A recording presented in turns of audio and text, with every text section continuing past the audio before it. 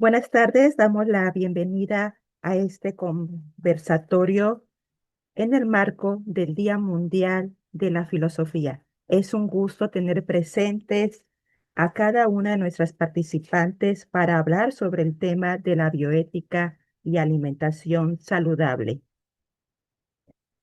Agradecemos que hayan aceptado la invitación por parte de la Red Mexicana de Mujeres Filósofas, quien organiza este conversatorio.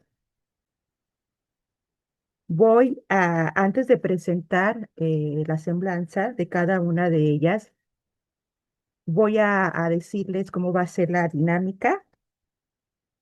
Ustedes tienen por pregunta alrededor de 5 y 7 minutos. Iniciamos para la presentación también. En la ronda podemos organizarnos que en la primera pregunta inicie la maestra Adriana, en la segunda la maestra Besalika y en la tercera la doctora Itza. ¿Le están de acuerdo? Bien. De acuerdo. Entonces voy a iniciar con sus semblanzas. Voy a presentar a cada una de ustedes. Besalika Palacios Quesada, formación académica, ingeniero en alimentación, maestría en ingeniería para la calidad. La primera la realizó en la Universidad Autónoma de Guadalajara y la segunda en el Instituto Tecnológico de Estudios Superiores de Occidente. Experiencia laboral, Universidad Autónoma en Nayarit como docente, Allenare Consultores como consultora, gerente de plaza, Cañas y Piloncillos en Nayarit, coordinadora de calidad, Universidad Tecnológica en Nayarit como docente y Lechera Guadalajara CADCB, inspectora en línea, aseguramiento de calidad. Trayectoria académica como docente, imparte materias en bioquímica, bioquímica vegetal, entre otras. Hace trabajo colegiado, Academia de Ciencias Básicas aplicadas a la agronomía, agroalimentaria, desarrollo rural, entre otras. Tiene la certificación 2012, Conocerse, certificado de competencia laboral en el estándar de competencias, evaluación de competencia de candidatos con base en estándares de competencia. Gracias, maestra Besalika Palacios. La doctora Itza Patiño González es licenciada en Filosofía por la Universidad de Guadalajara. Tiene la maestría y doctorado en Ciencias, Campus de Conocimiento en Bioética por la Universidad Nacional Autónoma de México. Es profesora de la Universidad de Guadalajara, profesora de la especialidad en bioética de la Universidad Autónoma de Zacatecas, vocal del Comité Hospitalario de Bioética del Centro Médico de Occidente, presidente del Comité Hospitalario de Bioética del Hospital Versalles y consejera de la Comisión Estatal de Bioética y de Investigación, Jalisco. Sus líneas de investigación, éticas, teorías éticas, argumentación y deliberación, bioética en el ámbito de la salud, de investigación y comités de bioética. Gracias, doctora Patiño, por estar con nosotros.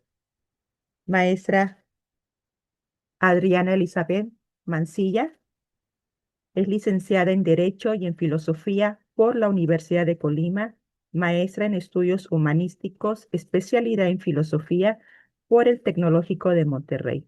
Cursó el doctorado en Derecho por la Universidad Michoacana San Nicolás de Hidalgo, profesor investigador en la Facultad de Filosofía de la Universidad de Colima, institución en la que se ha desempeñado desde el año 2000. Es integrante del cuerpo académico Filosofía de la Convivencia, que actualmente tiene como línea de investigación Filosofía de la Convivencia, Ética, Salud y Relaciones Pacíficas.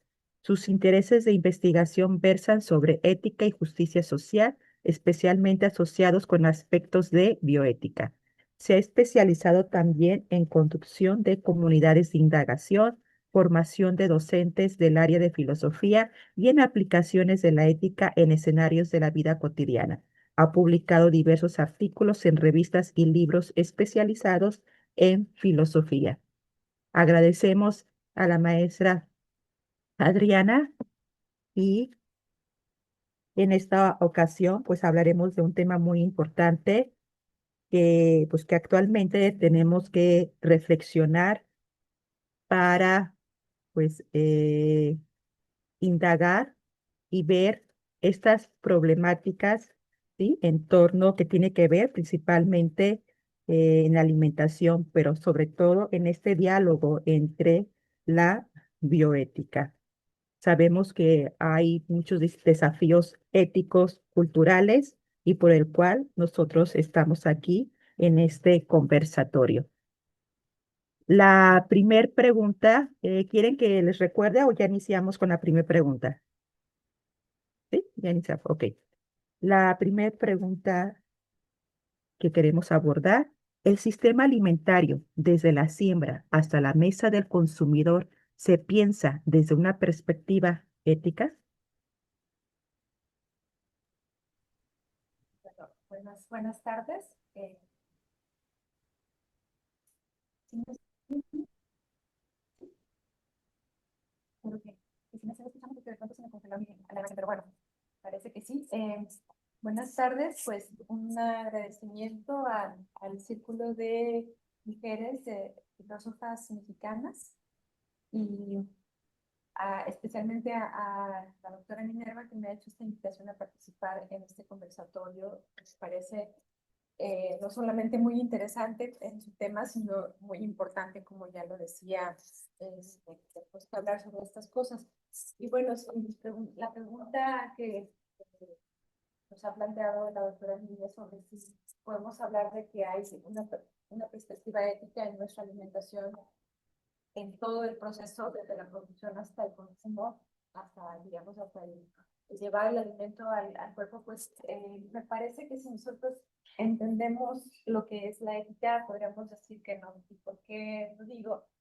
Bueno, porque la ética tiene, digamos, tiene como función, tiene como objetivo plantear las formas de convivir entre los seres humanos que sean las mejores para garantizar que las personas, que los seres humanos podamos tomar las decisiones que tengan que ver con nuestros proyectos de vida de una manera libre y con conocimiento, ¿no? Es decir, digamos, en términos de una filosofía muy tradicional, en la ética se conjugan el entendimiento y la voluntad. Si nosotros no sabemos lo que está en juego en una cierta situación y si no podemos hacer algo al respecto de esa situación, entonces difícilmente podríamos hablar de que hay una dimensión ética que se esté cumpliendo. Y creo que eso es lo que pasa justamente en el tema de la alimentación.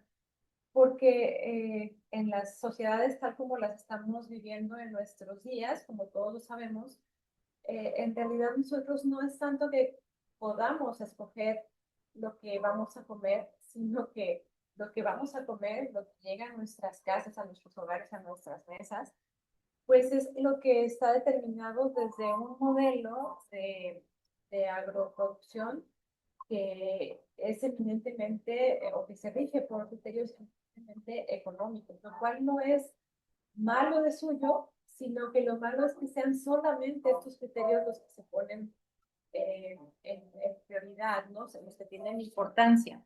Entonces, desde este punto de vista, bueno, estamos en un modelo de producción de alimentos que es agroexportador, ¿no? En donde los productos, incluso muchos de ellos son, como lo sabemos ya, transformados vía la biotecnología para asegurar que se puedan exportar de mejor manera a lugares más lejanos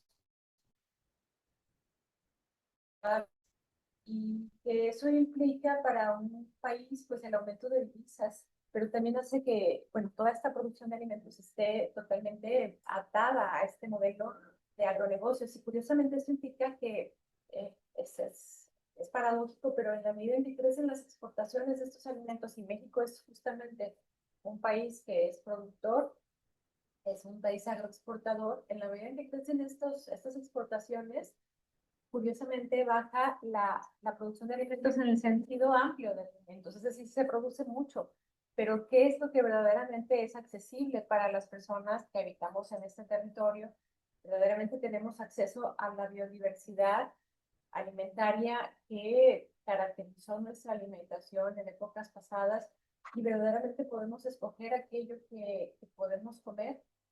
Creo que no es así, creo que más bien va siendo determinado, como decías, por estas formas de producción de los alimentos que nos hacen perder el enfoque, nos hacen perder toda esta idea de modelo de agroproducción, sobre todo para la exportación, tiene un impacto muy fuerte, no nada más en la producción de los alimentos en lo que podemos consumir, sino en las formas de vida que se generan en torno a la producción y el consumo de los alimentos.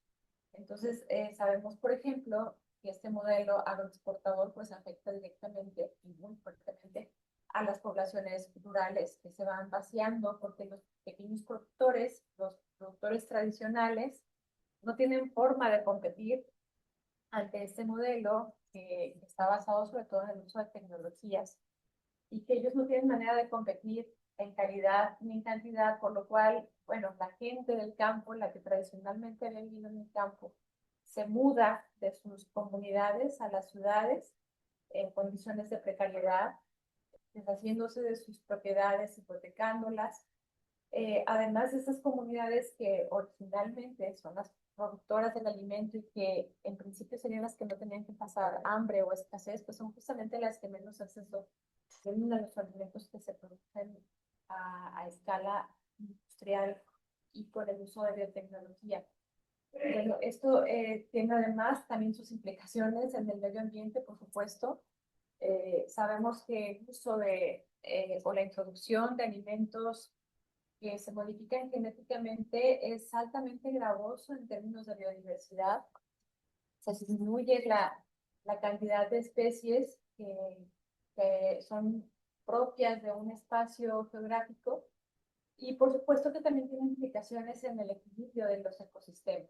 Por supuesto que en la medida en que cambia la población, digamos, de fauna, de flora que puede haber en un espacio, que de pronto se usa intensivamente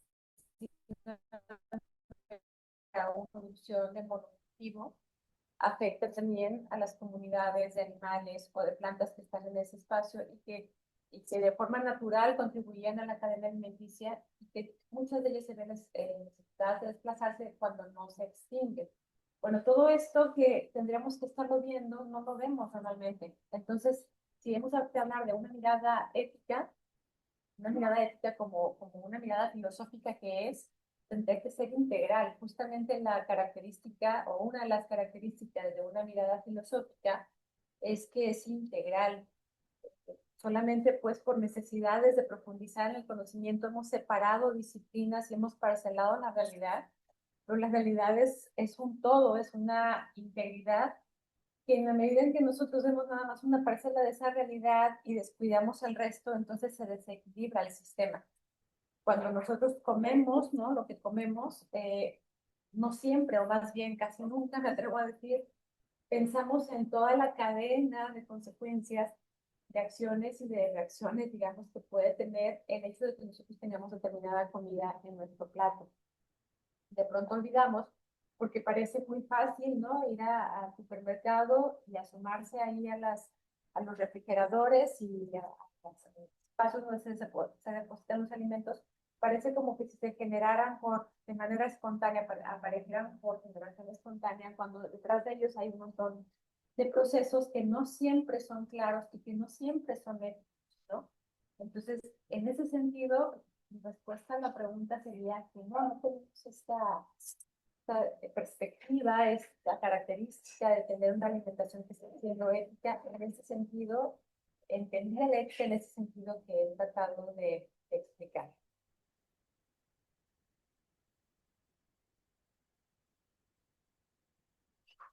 Gracias, Adriana.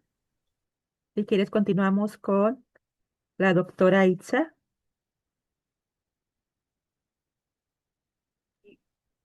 ¿Sí me escuchan? Sí, sí te escucho. Ah, ok. Gracias.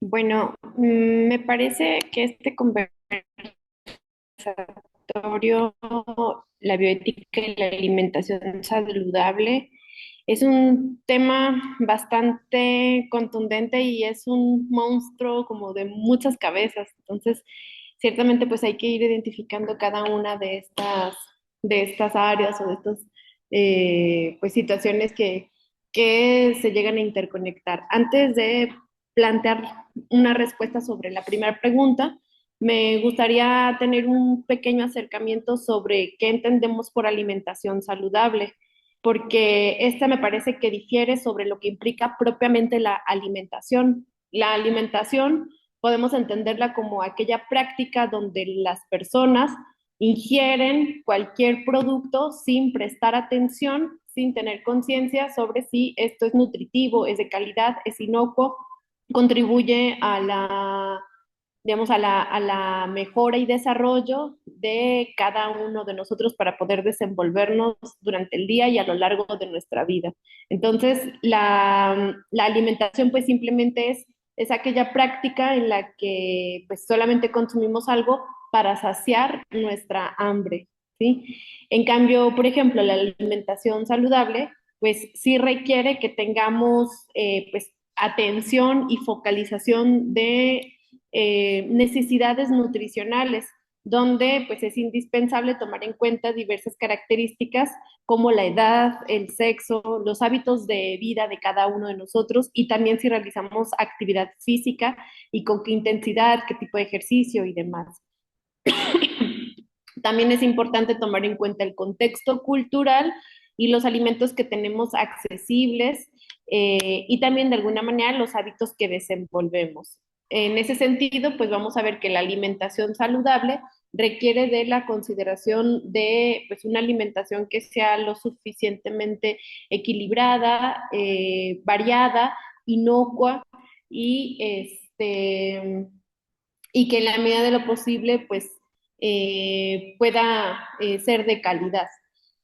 Eso me lleva pues a lanzar una pregunta. Bueno, comer sano durante toda la vida, nos dice la Organización Mundial de la Salud en una nota que se denomina la alimentación sana, nos dice que comer sano durante toda la vida previene de sufrir desnutrición, obesidad, así como enfermedades no transmisibles como la diabetes, cardiopatías, accidentes cerebrovasculares y también algunos tipos de cáncer.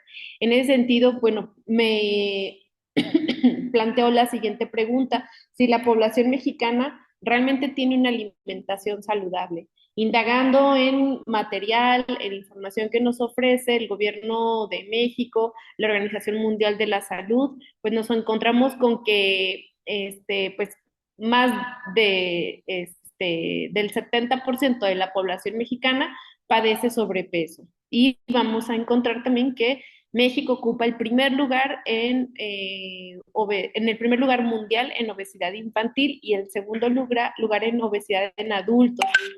Eso pues me genera una situación bastante desconcertante, porque como perdón, señalaba aquí este, la doctora Adriana, bueno, ciertamente podemos ver que hay una producción masiva de alimentos, no significa que todos estén al alcance de las personas y pues eso nos invita también a preguntarnos a qué se debe que la mayoría de la población no tiene una alimentación saludable y qué datos nos arroja también el INEGI sobre las causas de muerte en México. Yo me encontré, por ejemplo, que si se tiene una alimentación saludable, se evitan ciertas enfermedades y vamos a encontrar que en México, pues las tres primeras causas de muerte en México son enfermedades del corazón, diabetes y tumores malignos. Y pues eh, estas causas de muerte son prevenibles. Aquí la cuestión es pensar cuáles son esos diversos factores que influyen en nuestra alimentación eh, para que podamos,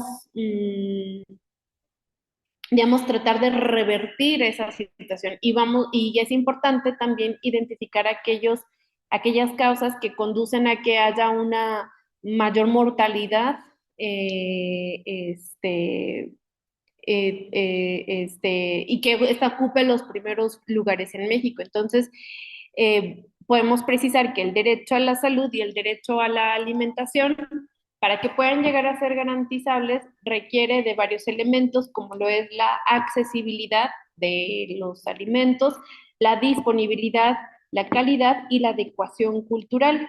Cuando no ocurre, bueno, pues vamos a encontrar que en nuestro país me parece que hay una falta de acceso a los alimentos saludables, ya sea por su lejanía, es decir, que no todos pueden acceder a la variedad de los alimentos, porque no cuentan con los recursos y porque no siempre se tiene el tiempo para poder llevar a cabo, pues, y eso lo vamos a ver, bueno, más al final con alguna de las, con la segunda pregunta, el tiempo, por ejemplo, para poder preparar y todo lo que implica llevar a cabo la cocción de los alimentos saludables. En este caso, bueno, pues para tener pues un consumo humano adecuado, ¿no? Un consumo saludable. También, bueno, podemos encontrar que hay una falta de acceso a conocimiento y orientación profesional para saber, pues, cuál es la alimentación más adecuada y óptima según, digamos, pues, cada uno de nosotros. Es importante contar con cierta orientación y, bueno, pues, esta también tiene un costo y también es importante hacernos estudios para estarnos checando y ver qué nos hace falta en nuestro cuerpo, cómo podemos, digamos,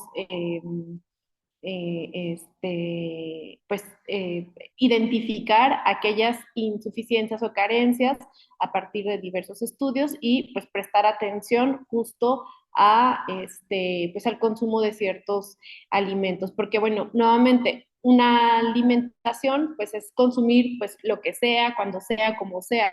Una alimentación saludable pues implica saber qué consumir, cómo consumir, cuándo consumir, en qué porción consumir, en qué orden consumir. Y pues todo esto requiere de un conocimiento, requiere de tiempo y requiere también pues de cierta orientación profesional. También nos podemos encontrar con que hay una falta de disponibilidad de alimentos inocuos y de calidad. Esto repercute justamente en la falta de calidad de los alimentos porque nos encontramos con un bombardeo de productos ricos en azúcares, grasas, sodios y que también son hipercalóricos.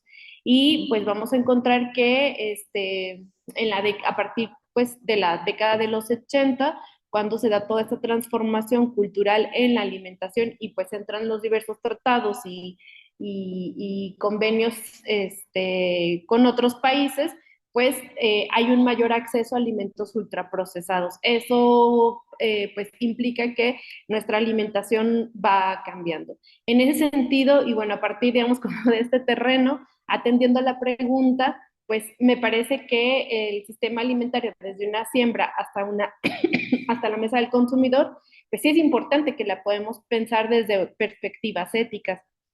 Por ejemplo, pues bueno, vamos a ver que pues una explicación muy breve sobre el proceso, pues vamos a ver que digamos, en la primera parte del proceso está la producción y la cosecha, donde se da el cultivo, o en tu caso la cría, sobre todo, por ejemplo, si son alimentos de origen animal, se da un procesamiento y hay un envasado donde se lleva a cabo la recepción de los alimentos, la selección para saber cuáles, digamos, son de mayor o menor calidad y la preparación y el envasado.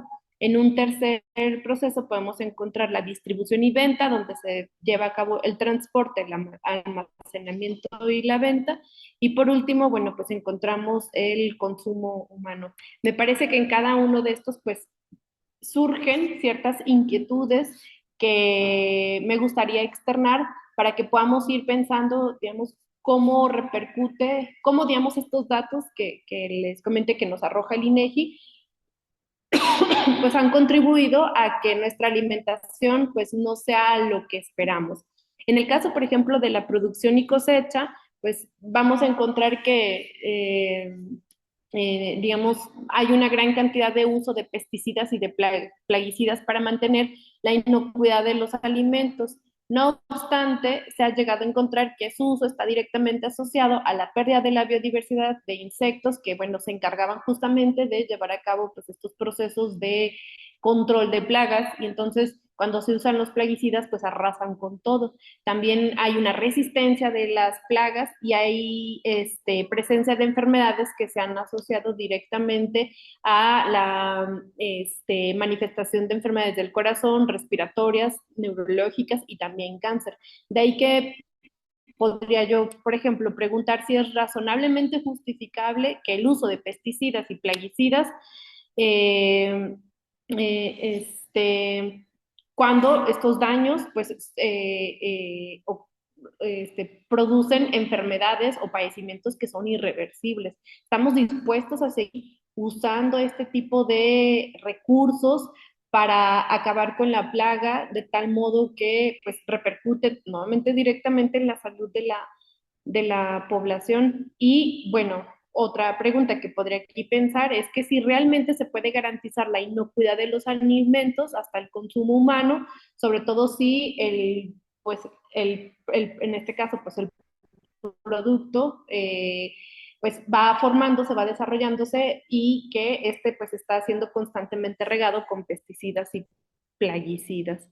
En el caso, por ejemplo, del procesamiento y envasado, pues hay una selección de los alimentos para que puedan, digamos, seleccionarse a partir de controles y medidas de calidad y de seguridad para preservar su inocuidad, pero ¿qué destino? Bueno, y esa es una pregunta que creo que podría abonar aquí pues, la profesora que es ingeniera en alimentos. ¿Qué destino tienen todos los alimentos que no fueron seleccionados, que no pasaron ese control de calidad? En el caso, por ejemplo, del envasado de alimentos, sobre todo aquellos que requieren el uso de conservadores, por ejemplo, que se requieren de pues una mayor cantidad de sodio, qué efectos puede tener en la salud humana a corto, mediano y largo plazo eh, cuando se usan distintos conservadores y otros aditivos que no vienen, por ejemplo, en el etiquetado frontal o que tal vez vengan, pero nosotros los consumidores no somos capaces de poder entender o comprender digamos, el daño que podría ocasionar digamos, algunos ingredientes porque no logramos dimensionarlo. Y podemos encontrar, por ejemplo, que en el caso de la distribución y venta de alimentos, hay situaciones que podrían llegar a interrumpir la cadena de distribución y venta, lo que provocaría, por ejemplo, que no lleguen a su destino o que los alimentos, pues, digamos, tiendan a elevarse en estos, el precio. Por ejemplo, pues cuando se da una crisis sanitaria, cuando hay condiciones meteorológicas extremas, cuando hay, pues, está puesta en escena la seguridad energética y cuando ocurren conflictos geopolíticos. De ahí entonces que también podría, por ejemplo, pues me surge la preocupación de si la negociación para la venta de alimentos a los supermercados u otros minoristas realmente es justa, ¿sí? Y de qué manera impacta la interrupción en la cadena de distribución cuando existen conflictos geopolíticos.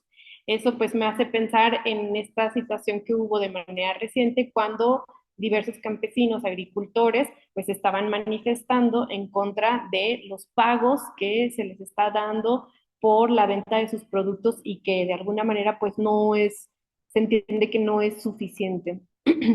Y bueno, por último, la pregunta que me gustaría tratar en esta, digamos, en esta, la pregunta, el tema que me gustaría tratar en esta pregunta es que la alimentación saludable pues implica que, como les decía, se tenga conocimiento, orientación para saber cómo preparar los alimentos de acuerdo al, digamos, al estilo de vida, al ciclo de vida en el que nos encontramos.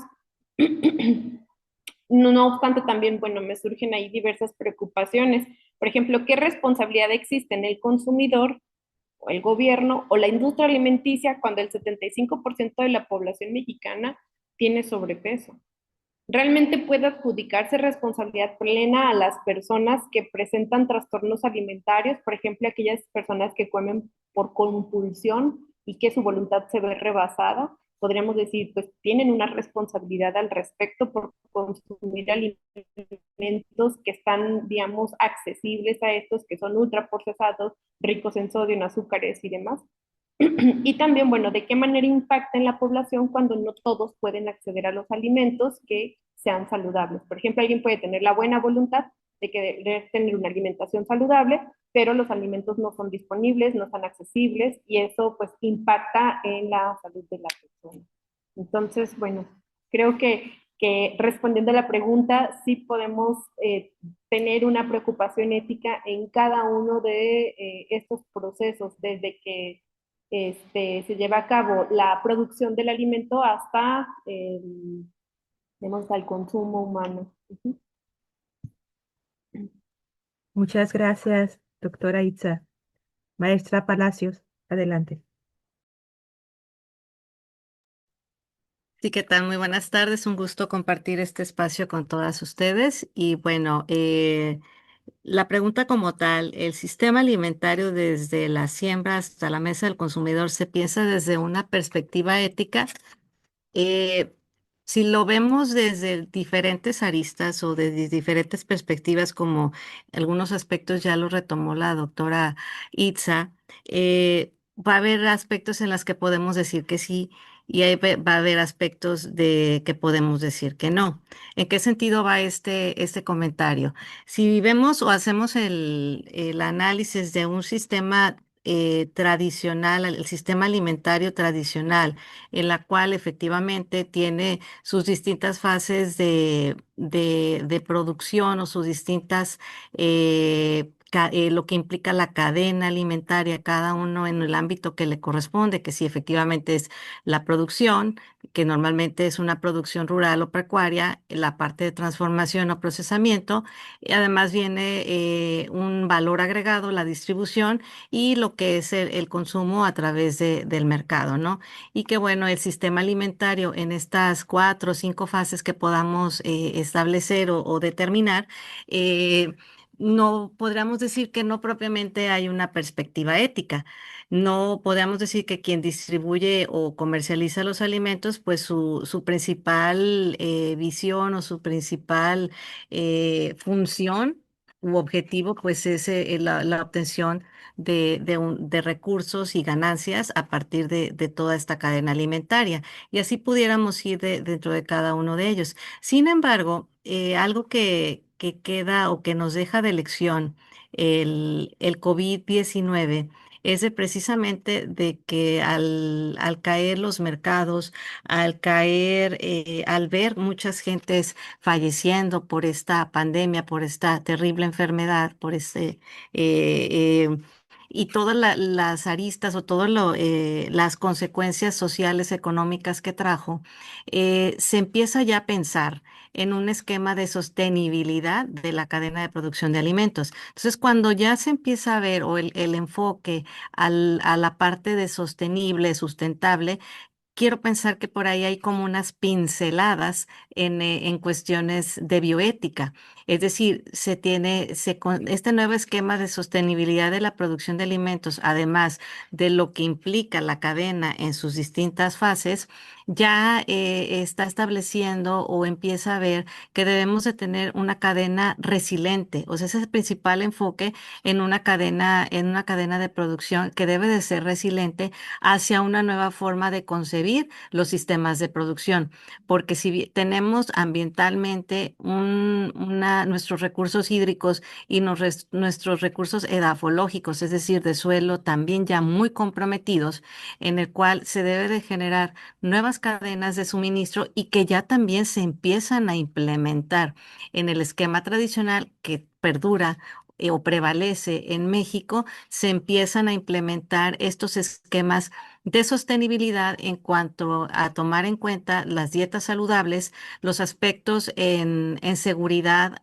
e inocuidad alimentaria, que es toda una implementación de sistemas de gestión y el conocimiento puntual tanto del campo hasta la mesa, y además también que implica en nuestra nueva cadena de suministro, la seguridad y sanidad de los trabajadores y la sostenibilidad de los sistemas de producción ante sobre todo el agotamiento o el desgaste, perdón, de los recursos hídricos. Sin embargo, no podemos dejar de lado que para poder lograr este esquema de sostenibilidad en esta nueva cadena de producción, deben de tomarse en cuenta estos tres elementos, que son precisamente las cadenas de suministro en cada una de sus fases, con la intencionalidad de hacer esta resiliencia y sostenibilidad, y no podemos dejar de lado los entornos alimentarios, es decir, el contexto del sujeto que se alimenta, físico, económico, político y sociocultural, y el comportamiento de los consumidores. Y definitivamente, que es algo que se va a analizar, entiendo, más adelante, la parte que corresponde a las políticas públicas para poder hacer esto posible. Pero este enfoque de la granja a la mesa lo que busca es la prevención del despilfarro alimentario o el desperdicio, esta producción sostenible que comento, así como el procesamiento y el consumo sostenible. Entonces, este nuevo enfoque, que tiene, como comento, estas pinceladas de aspectos bioéticos, no podemos dejar de lado, repito, también lo que conlleva el entorno. México es uno de los países que tiene más desperdicios en alimentos y es el que más, y normalmente el desperdicio en los alimentos está en la cadena, dentro de las fases de la cadena de distribución, está en lo que es manejo post cosecha y lo que es en el consumo minorista. Es ahí donde se ha detectado el mayor desperdicio o despilfarro de alimentos, lo cual pues rompe con este enfoque que se busca en cuanto a a esta parte del sistema alimentario resiliente. Y también es importante mencionar que tenemos dentro de los problemas de la alimentación mundial estos desequilibrios en la distribución, no lo podemos dejar de lado, y que en algunos lugares hay escasez de alimentos. Tenemos un alto problema en la contaminación de los alimentos. ¿Por qué? Porque no se tienen bien implementados estos sistemas de gestión de inocuidad, que va desde las buenas prácticas agrícolas hasta las buenas prácticas de distribución y las buenas prácticas de consumo que debemos de tener nosotros. Entonces, como compradores y consumidores de algún alimento.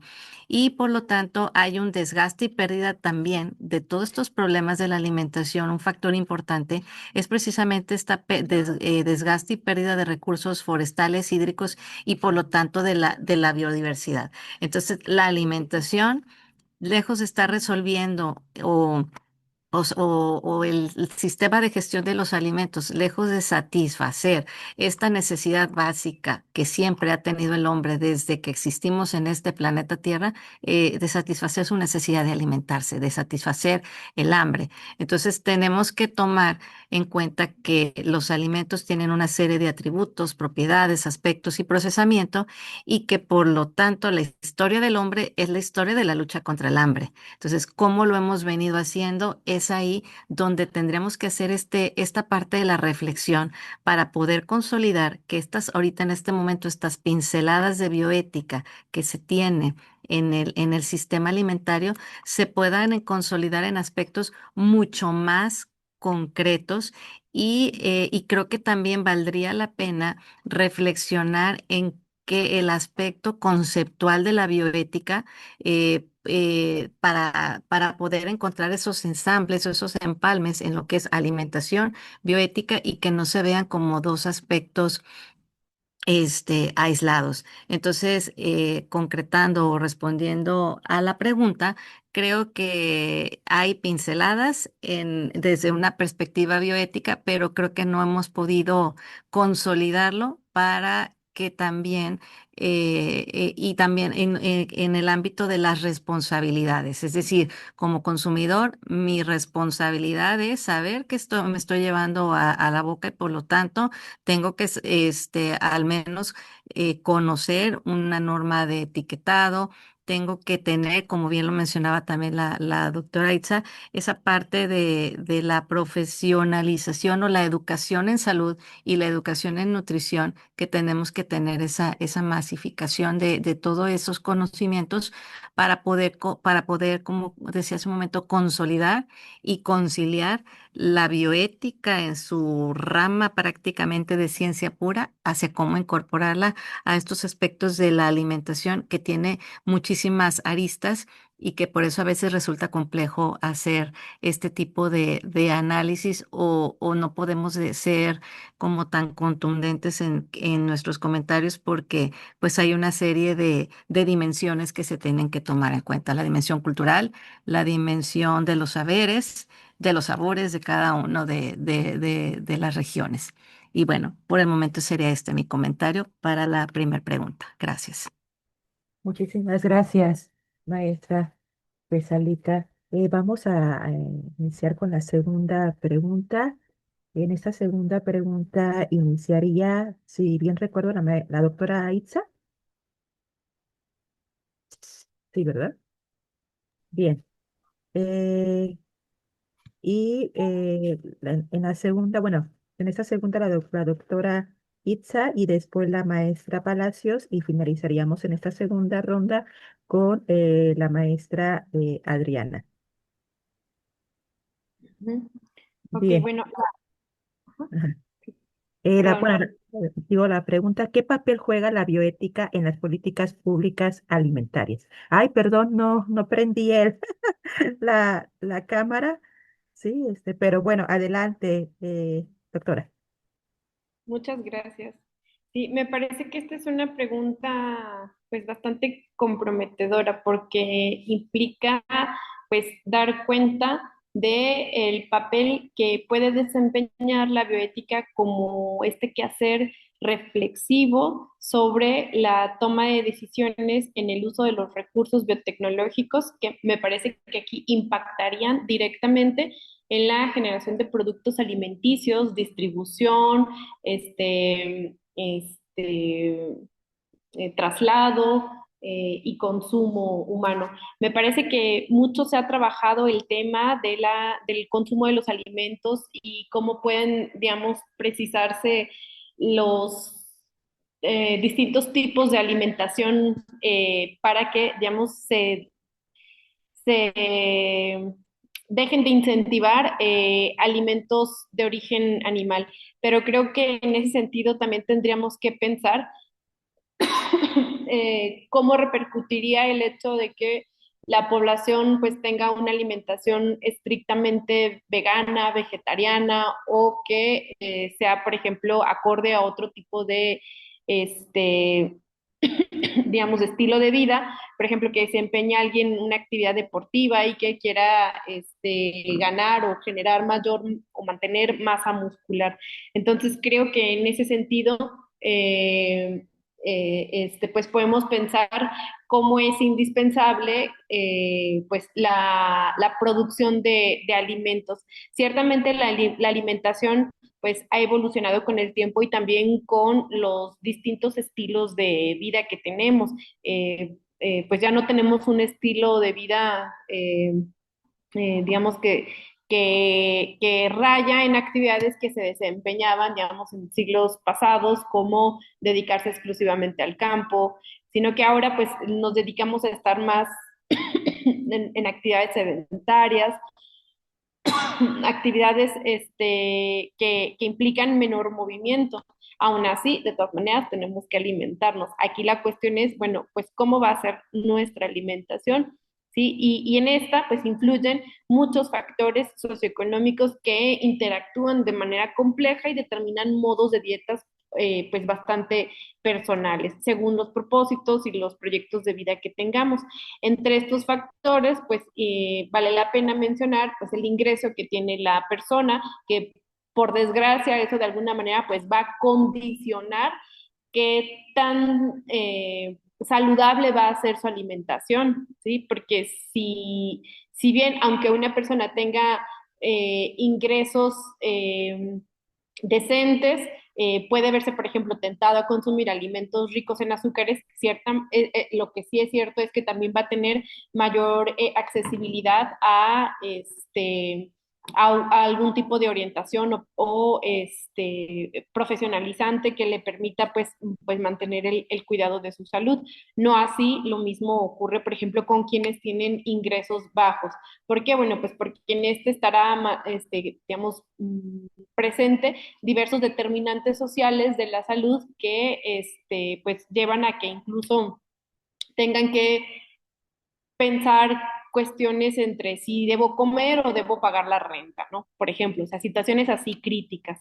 Entonces, pues los ingresos influyen enormemente en las personas, los precios de los alimentos que van a afectar justo estos componentes que mencionaba, la disponibilidad y asequibilidad de estos, las preferencias y creencias individuales que tiene cada persona, las tradiciones culturales y los factores geográficos y ambientales, incluidos también, por ejemplo, el cambio climático, que esto está muy relacionado con eh, por ejemplo, cuando ocurren condiciones meteorológicas extremas y que en algún momento dado, pues no puede darse la producción de determinados alimentos que lleguen a ser, digamos, digamos, que permitan tener esta nutrición balanceada. ¿Sí? Por consiguiente, bueno, el fomento de un entorno alimentario saludable y particular de sistemas alimentarios que promuevan una dieta diversificada y equilibrada y sana requiere la participación de diversos sectores. En este caso, bueno, pues se requiere la participación del gobierno, del sector público y también del sector privado. Esto lo señala la OMS en una nota que se denomina alimentación sana.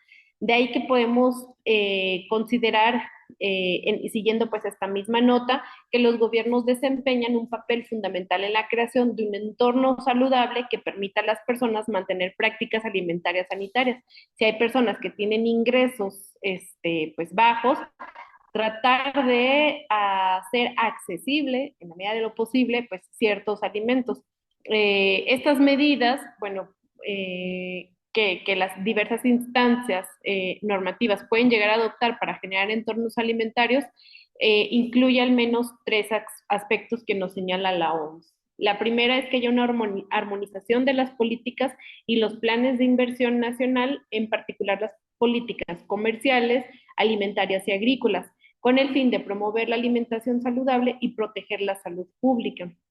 Una segunda medida es alentar a los consumidores a exigir alimentos y comidas saludables. Y una tercera medida es promover prácticas adecuadas para alimentación del lactante y del niño pequeño. En el caso, por ejemplo, de la primer medida, donde se establece la armonización de las políticas y los planes de inversión nacional, me hace pensar justo que es importante estas prácticas que se han llevado como el etiquetado frontal y la incorporación recientemente de los sellos para alertar a los consumidores de aquellos alimentos que pueden, digamos, que pueden ser dañinos para la salud. No obstante, bueno, me surge esa preocupación de si el gobierno debe asumir medidas y políticas más restrictivas dirigidas hacia la industria alimenticia. Es, digamos, por lo pronto, digamos, una situación que vale la pena pensar, porque, bueno, la bioética también implica, pues, considerar, pues, todos los actores que están en juego, y en este caso, pues, uno de los actores es el gobierno, para saber de qué manera y cómo establece estas políticas y ver si estas están funcionando o no, y ver qué programas, de acuerdo a los objetivos y planes, digamos, se precisan. Ahora bien, esto me lleva pues a pensar también en la segunda medida, que es alentar a los consumidores a exigir alimentos y comidas saludables. Y bueno, eliminar o regular alimentos ricos en grasas, azúcares o calorías no podría atentar contra la libertad de elegir cómo alimentarse. Yo podría pensar que, respondiendo pues a esta pregunta, diríamos que atentaría siempre y cuando nos encontremos una sociedad que se caracteriza por ser eminentemente capitalista. Y entonces alguien podría decir, bueno, mi derecho a la alimentación se ve atentado porque yo quiero consumir yo quiero que esté a mi alcance cualquier tipo de producto. Y si yo decido consumir alimentos ricos en grasas, azúcares y calorías, pues es mi decisión. Aquí la cuestión es, bueno, sí, puede ser tu decisión, pero ¿qué va a pasar si en algún momento dado, dada la frecuencia del consumo de estos alimentos, pues empiezas a presentar diversas enfermedades crónico-degenerativas como las que ya mencioné, diabetes, enfermedades del corazón, obesidad, malnutrición, y esto pues repercute directamente en las instituciones sanitarias para poder tratarlo. Entonces, esto nos hace pensar sí que es importante considerar el derecho a una alimentación sana, pero ¿qué pasa cuando alguien, por ejemplo, alega digamos, al consumo de alimentos que digamos, son ricos en todos sus componentes, grasas, azúcares y calorías, digamos, sobre la base de pues, pues una decisión muy propia o que la considera como una decisión muy, digamos, como muy personalísima. Y entonces, yo pensaría que en el caso de sociedades que se caracterizan por ser más, mm, digamos, más del cuidado, donde el respeto a la autonomía implica también pues encontrar estas interconexiones y puntos de encuentro con otros, nos hace pensar que pues quien se alimente, digamos, con alimentos altamente procesados, hipercalóricos, ricos en azúcares, pues va a tener que ser cuidado por alguien. ¿Sí? Y entonces aquí nos hace pensar justo en estos otros temas. ¿Quién se va a encargar del cuidado de las personas que estén en una situación donde pues desencadenen irremediablemente enfermedades crónico-degenerativas? ¿Sí? Entonces, por eso digo, o sea, esta pregunta puede ser un poco capciosa o más bien depende del tipo de sociedad en el que nos encontremos. ¿Qué medidas, por ejemplo, se pueden establecer para la industria alimenticia y que ésta asuma la responsabilidad que le corresponde ante la presencia de enfermedades crónico-degenerativas y cáncer y bueno, también ante la asociación pues, de esta gran cantidad de muertes que ocurren en muchos países? Vamos a ver, por ejemplo, que las cardiopatías son el número uno de muertes en todo el mundo. Entonces, me parece que esta es una preocupación mundial que llevaría a pensar, bueno, ¿qué responsabilidad le podemos conferir a la industria alimenticia cuando, pues, intencionadamente saben que sus productos son dañinos para la salud de la población y aún así se siguen produciendo? ¿Sí? Y por último, en el caso de la última medida que se entiende como promover prácticas adecuadas para la alimentación del lactante y de los menores de edad, podríamos preguntarnos, bueno, ¿de qué manera proteger la alimentación nutritiva suficiente y de calidad en los menores de edad? Ciertamente, digamos, este sector eh, es vulnerable porque no decide qué consumir, sino que los que deciden son, digamos, quienes resguardan los intereses del menor. ¿Qué pasa, por ejemplo, cuando papá o mamá o quienes están directamente relacionados con los menores de edad, pues, digamos, eh, consumen o tienen estos hábitos de alimentos ricos en azúcar, grasas, eh, hipercalóricos? Entonces, eso nos hace pensar que velar por el mejor interés del menor, al menos en cuanto al derecho a la salud y el derecho a una alimentación sana, adecuada, balanceada y nutritiva en menores de edad, pues es algo que es un tema pendiente en nuestro país, porque me parece que aquí se está procediendo yendo en contra de los intereses de los menores de edad. ¿Sí? Y bueno, pues creo que por lo pronto es lo que puedo responder ante esta segunda pregunta. Gracias. Gracias, doctora. Profesora Palacios. Sí, bueno, con respecto a esta pregunta de qué papel juega la bioética en las políticas públicas alimentarias, pues considero que juega un papel fundamental para precisamente poder consolidar todas las iniciativas que desde los diferentes gobiernos o desde las diferentes instancias nacionales y mundiales se pueda consolidar en que el derecho básico humano a la alimentación pueda cumplirse ahora sí como como dice por ahí aquí en China, ¿no? Que todas las personas tengamos acceso precisamente a esto.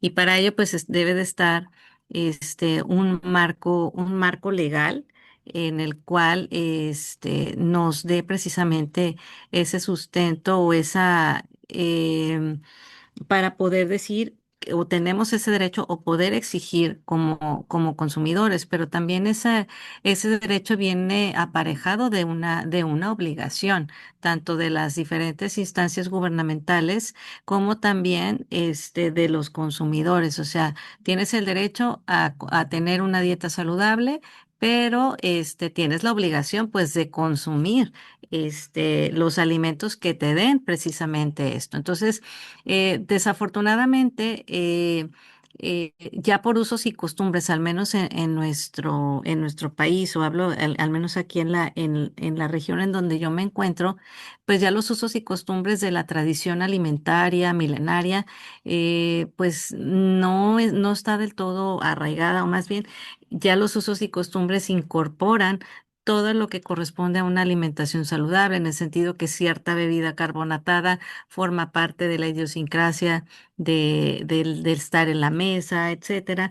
Pero sí podemos decir que, como mencionaba al principio, hay esas pinceladas de cómo empezar a integrar este tipo de algunas políticas públicas. Por ejemplo, bueno, tenemos la Agenda 2030 de lo que es los Objetivos de Desarrollo Sustentables, donde precisamente tenemos en uno de los objetivos el que es el objetivo número 2, hambre cero. O sea, ya desde que ese se relaciona directamente en relación con la parte de la alimentación saludable. Entonces, habla de aquí de disminuir las desigualdades para poder lograr es lo que se denomina la seguridad alimentaria, porque pues sí tenemos muchas regiones que prevalece esa inseguridad y que no nada más va enmarcado en la parte rural, sino también en la parte urbana hay un gran número de personas que están en inseguridad alimentaria, pero sobre todo que no se han percatado que están en condiciones de inseguridad alimentaria.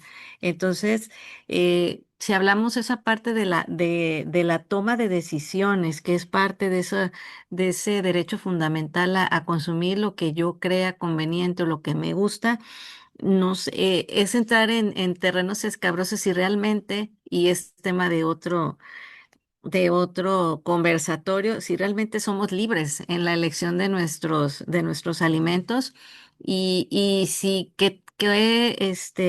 cómo ha sido condicionada nuestra toma de decisiones y que a lo mejor creemos que somos libres, pero en realidad no estamos siendo libres al momento de elegir nuestros alimentos. Podemos contemplar también, por ejemplo, dentro de las políticas públicas que se están implementando, el IEPS, que es el Impuesto Especial para la Producción y Servicios, en donde hay un 4.5% de aumento de impuestos a la producción de servicios y ahí implica las bebidas carbonatadas son uno de los principales productos que se consumen y que tienen relación directa con aspectos de mala salud y que obviamente todas las enfermedades no transmisibles, etcétera, producto precisamente de esta mala alimentación o no saludable. Y bueno, también hay en el marco legal, en la Ley General de Derechos de Niños, Niñas, Adolescentes, hay, por ejemplo, en el artículo 50, o también tenemos la Ley General de Salud, tenemos la norma 251, que habla aparte de lo que corresponde a lo que son manejo higiénico, prácticas de higiene.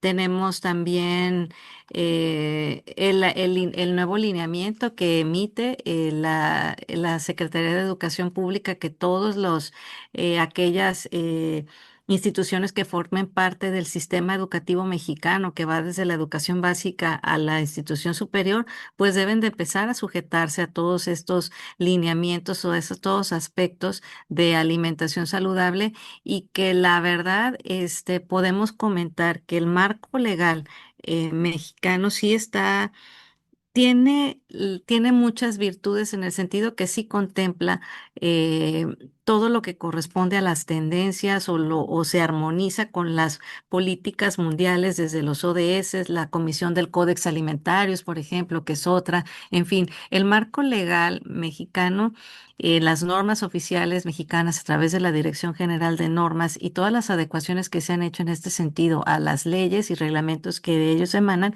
sí contemplan estos aspectos de lo que se debe de hacer. Sin embargo, lo que pues falla es la implementación y aplicación tanto de las normas y que no las terminamos de conocer con nosotros como ciudadanos y que por lo tanto muchas veces no estamos siendo conscientes si estamos accediendo o teniendo esta alimentación. Por lo tanto, también la ciudadanía deberá jugar un papel muy importante en el establecimiento de estas políticas públicas alimentarias, de modo tal poder lograr esta parte de que sí estamos logrando una alimentación sostenible y saludable principalmente, pero sí también es un trabajo bastante arduo en un cambio de cultura y los cambios de cultura en materia de alimentación, pues también tiene muchas aristas. Es tanto. Gracias, profesora Palacios. Le damos la palabra a la maestra Adriana. Y bueno, respecto a la pregunta sobre la relación entre bioética y políticas públicas, eh, bueno, creo justamente que ha dicho algo, que ha dado en el clavo, digamos, la doctora Becerrita hace un momento, porque justamente eh, es lo que suele pasar en nuestro país, que el marco normativo, las regulaciones pues normalmente no son malas, ¿no? Son bastante buenas, pero las prácticas están muy distantes de ello. Y justamente a mí me parece importante decir que la bioética no es, justamente complementa esta mirada que podríamos tener desde un aspecto eminentemente jurídico, porque la bioética ya lo dicen los que se ocupan de ellos desde el ámbito de la filosofía. La bioética es una tarea de tarea de educación, ¿no? Y desde el punto de vista de la biótica, la participación de las personas en la toma de decisiones es fundamental.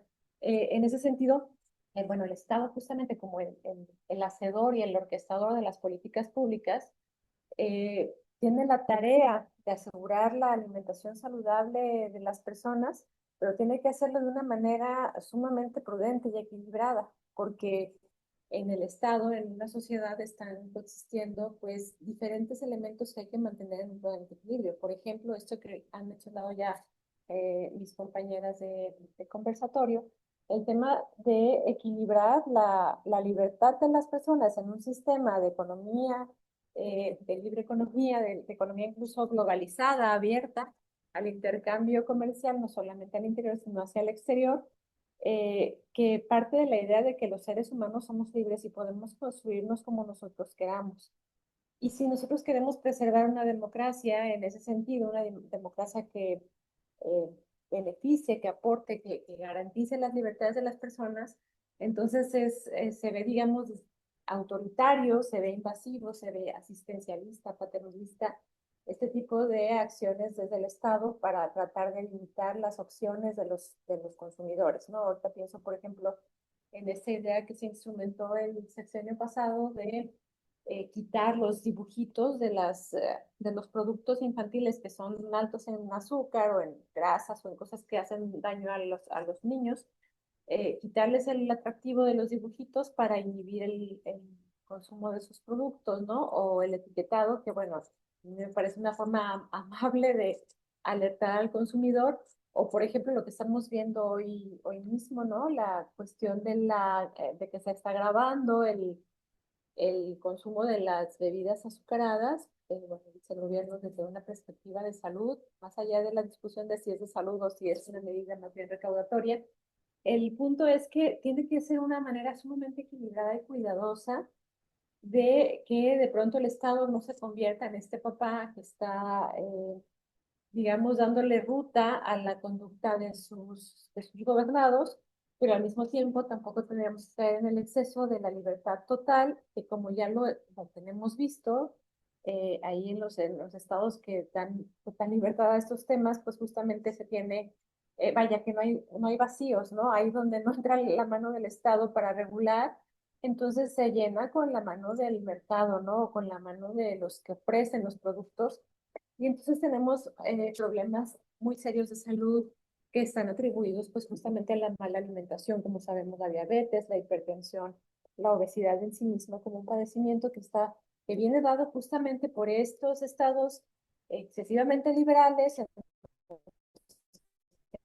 no hay un control, sino que digamos hay una confianza en que el consumidor es un sujeto libre que puede tomar sus decisiones y construir su proyecto de vida libremente elegido sin la intervención del Estado. Y bueno, tenemos que a veces justamente esas decisiones no son las más adecuadas. En ese sentido, bueno, yo creo que no es demasiado, uno no podría exagerar, digamos, en señalar que este es sobre todo un tema que tiene que verse desde la perspectiva educativa y en ese sentido me parece importante el tema de la bioética, como digo, porque la bioética, además de tomar en cuenta los marcos regulatorios, pues es que se fija en el hecho de que existen las personas y que de las personas deben ser tomadas en cuenta justamente como agentes morales, ¿no? Personas entes que pueden tomar las decisiones, pero que deberían tomarlas con las mejores, con la mejor información disponible y también, como también se ha dicho mucho aquí, también con las posibilidades reales de que esas decisiones puedan materializarse. Entiéndase con las posibilidades económicas de acceder a los buenos alimentos en este caso, ¿no? Que es de lo que estamos hablando. Entonces, en la medida en que no haya interiorización, convicción por parte de la sociedad respecto a al consumo saludable, al consumo de alimentos que verdaderamente contribuyan a la salud, a la nutrición para el desarrollo de las personas, creo que siempre vamos a quedar lejos de la posibilidad de que esto sea real. En ese sentido, bueno, las políticas públicas no nada más tienen que estar en la producción de los alimentos, en su distribución, en el ámbito, digamos, económico, sino que tiene que estar también, sobre todo, en el ámbito de la educación y esta palabra que decía hace un momento también la doctora Palacios, en el ámbito de generar una nueva cultura. Y la cultura no se genera de un día para otro. Por eso es complicado lograr formar una cultura en países como el nuestro, que están cambiando de un gobierno a otro cada 6 años y en donde normalmente no hay continuidad en proyectos, ¿no? De pronto tenemos proyectos demasiado asistencialistas, de pronto tenemos proyectos demasiado liberales, entonces no hay una continuidad y no se alcanza a generar suficientemente una cultura, de tal manera que, bueno, nosotros podemos verlo, ¿no? De pronto salimos a trabajar en algunas comunidades que son vulnerables, ¿no? Que tienen altos índices de pobreza, de desescolarización, de falta de acceso a oportunidades de desarrollo. Y ahí justamente es donde vemos los peores hábitos alimenticios, por ejemplo, y ni siquiera tiene que ver con la capacidad de consumo, ¿no? Son, por ejemplo, esas comunidades en donde más se consumen los refrescos, por ejemplo, que no son baratos. Entonces, no son baratos y además no aportan ninguna nutriente a la persona que los consume y sin embargo están ahí, ¿no? Ya han penetrado pues, las estrategias de mercado y esta idea de libre consumo y bueno, están ahí. Entonces, ¿cómo hacemos para que el Estado, sin ser este Estado paternalista, asistencialista que impone las cosas, sino que sea el Estado que regula, pero que educa, pero que fomenta la cultura? Eso yo creo que es el principal reto en esta relación que tiene que guardar la bioética con las políticas públicas. Y en ese sentido, bueno, quisiera hacer alusión a justamente hablando del marco regulatorio, hay un tratado del que México es parte, el Estado mexicano es parte, que tiene que ver con temas de derecho al medio ambiente sano, pero que finalmente este es un tema de acceso al derecho al medio ambiente sano, que es el Tratado de Escazú, y justamente el Tratado de Escazú del que México es parte, si algo lo caracteriza es justamente el darle el valor, la importancia, el papel protagónico a las comunidades que son, digamos, acreedoras del derecho al medio ambiente sano. Las personas tendrían que poder participar en la toma de decisiones que tengan que ver eh, con el tema, con su acceso al derecho al medio ambiente sano. En ese sentido, y si entendemos el medio ambiente sano como algo mucho más amplio que puede abarcar también el tema de la alimentación, a mí me parece que tendrían que instrumentarse desde el Estado mexicano justamente mecanismos de participación en la toma de decisiones respecto a las políticas que tienen que ver con la producción, la distribución, el consumo de los alimentos. De tal, porque si no se hace así, difícilmente lo vamos a lograr. Han dicho mis compañeras algo importante respecto, por ejemplo, a la falta más bien le falta no, a la importancia de tener asesoría profesional en el consumo de los alimentos, que en realidad muy poca gente lo tiene. En realidad hoy en día es un privilegio porque las personas no sabemos leer, ¿no? El tema del contenido de los alimentos, no sabemos cómo tener una alimentación saludable y entonces está en manos de los profesionales de la nutrición, que además se vuelven cada día más relevantes, pero es inaccesible para la mayoría de las personas. En ese sentido, yo creo que una política de Estado tiene que ser también educativa en ese aspecto, ¿no? Me acuerdo mucho en todos estos temas siempre de este filósofo que escribió en México ya hace unas décadas, del siglo pasado, fue Iván Illich, que él decía es que necesitamos politizar todos estos temas. eh, Él hablaba de todos los temas que tengan que ver con el desarrollo de las industrias, y la industria alimentaria tendría que ser un tema que se politizara, no en el sentido de partidos políticos, politizarla en el sentido de la participación ciudadana, porque de pronto se vuelven saberes y inaccesibles para nosotros. Entonces tenemos que dejarnos conducir por ciegas, como decía al principio de hacemos las cosas un poco a ciegas, confiando en que a lo mejor el gobierno me va a poder conducir bien, o el profesional de la nutrición me va a poder conducir bien, o qué sé yo, ¿no? O confiando en que la industria de la producción de los alimentos se comporte éticamente y no me ponga ahí en el estante algo que me va a hacer daño, que me va a producir cáncer o alguna enfermedad que me pueda llevar a la muerte temprana. Entonces, eh, en, en la medida en que nosotros ponemos en las manos de los otros las decisiones que tienen que ver con nuestra propia vida y nuestra propia salud, nunca podremos tener realmente una sociedad madura que pueda hacerse cargo de sí misma, ¿no? A personas que puedan tomar las decisiones más adecuadas para su bienestar. Bueno, es un reto enorme, ¿no? ¿Cómo hacer este equilibrio, insisto, por ejemplo, entre la salud pública, que todos queremos que los índices de enfermedades mortales bajen, ¿no? Que la morbilidad, la mortalidad disminuya? ¿Cómo hacemos para equilibrar esta preocupación por la salud pública, pero sin atentar contra la libertad de las personas? ¿Cómo podemos hacer, por ejemplo, para tener eh, una productividad importante, un país que genere recursos, pero al mismo tiempo también podamos ser respetuosos, por ejemplo, de las formas de vida tradicionales, con producciones de alimentos pues que no son exactamente para producir divisas o para exportar, ¿no? Estos equilibrios que el Estado tiene que guardar de una manera muy cuidadosa, muy delicada, creo que es un reto importante y que no se va a hacer exclusivamente con marcos regulatorios, sino que tiene que ser con la participación señalada, importante, de la sociedad, no solamente de las personas directamente involucradas, digamos, o más claramente involucradas, por lo menos desde la perspectiva actual, que son los productores, o que son los empresarios, o que son los gobiernos, sino con la participación de las personas, que las personas puedan, por ejemplo, participar en la definición de políticas públicas que van a incidir en la forma como se producen, se comercializan, se les acercan los alimentos a sus hogares. Bueno, creo que eso es lo importante. Y hay, bueno, más cosas que decir, ¿no? Pero porque desde el punto de vista de la bioética, que sabemos que tiene sus principios y demás, esta idea de respetar la dignidad humana, la autonomía, el no hacer daño, el buscar el bien, la justicia, yo creo que la cuestión central tratándose de alimentos es justamente este equilibrio que tiene que existir entre el respeto a las personas, a los grupos que puedan tomar decisiones respecto a sus propios cuerpos, a sus propios, y que tengan además de eso el principio, digamos, asegurado el principio de justicia que es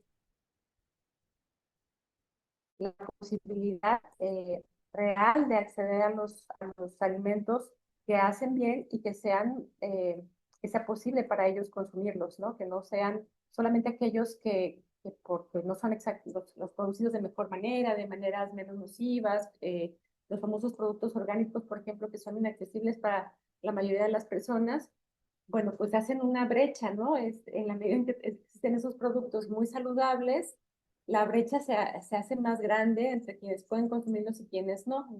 Quienes no los pueden consumir nada más los ven ahí pasar en los estantes y nada más, ¿no? O jamás van a tener acceso a esos productos de altísima calidad, ¿no? Hace poco decía una persona que en Japón es donde en Japón, que no es un país que sea productor, por ejemplo, de frutas o verduras, le tocó trabajar ahí. Sí, sin embargo, es el país en donde más bonitas son las frutas y las verduras, donde mayor calidad tienen las frutas y las verduras en un país que no es productor.